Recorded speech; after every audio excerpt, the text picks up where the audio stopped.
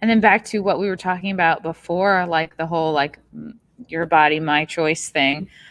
Wasn't it August Ames? Is that her name? Yeah. She was bullied so much for refusing to work with a guy who had done like either gay scenes or had like slept with another guy.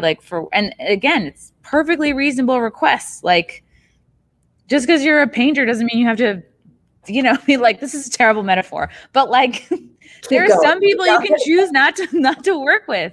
Well, to give it more context, so like the reason why it's an issue, and a lot of like civilians don't know this, right? Because they're not aware of our testing, and shame on anyone in the industry that did participate in that dog pile, because most people, especially vets, know the testing differences. So the issue is, and she made clear, I'm pretty certain on her Twitter, like during this back and forth when it was like the heat of that dog pile, was when you are shooting for gay porn, like the gay side of the industry, you're allowed to be HIV positive. So you can still shoot HIV positive. I know that.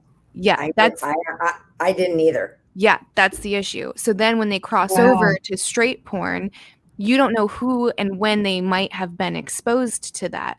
Also, those companies that are shooting a lot of the gay porn, they're picking people off the street and then just throwing them in to get tested really quick, and then they're doing a scene.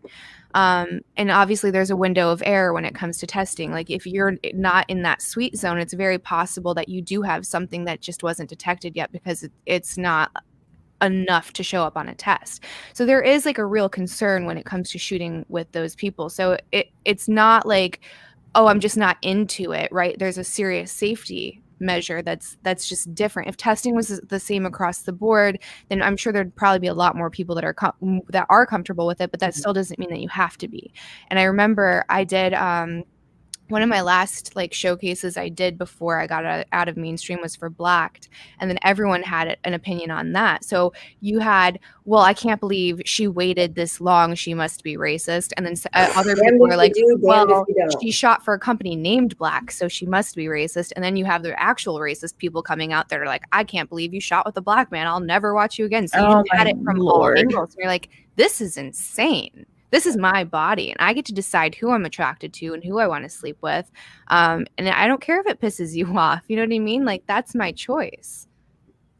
Wow. Yeah. Thank you for clarifying that, Candice. Like, I had no idea about the testing. And it's also something where if someone had maybe come to bat for August and brought this up, and maybe, people did. There were a few people that did, and those people ended up getting attacked online too, because they're like, how dare you guys are bigots. And it's like, that's not it. And most people knew that she did struggle with like some, mental illness, and that she was a very sensitive person. So to like go after her like that was just so cruel and so wrong. And I don't know, it still bothers me. Like I get goosebumps.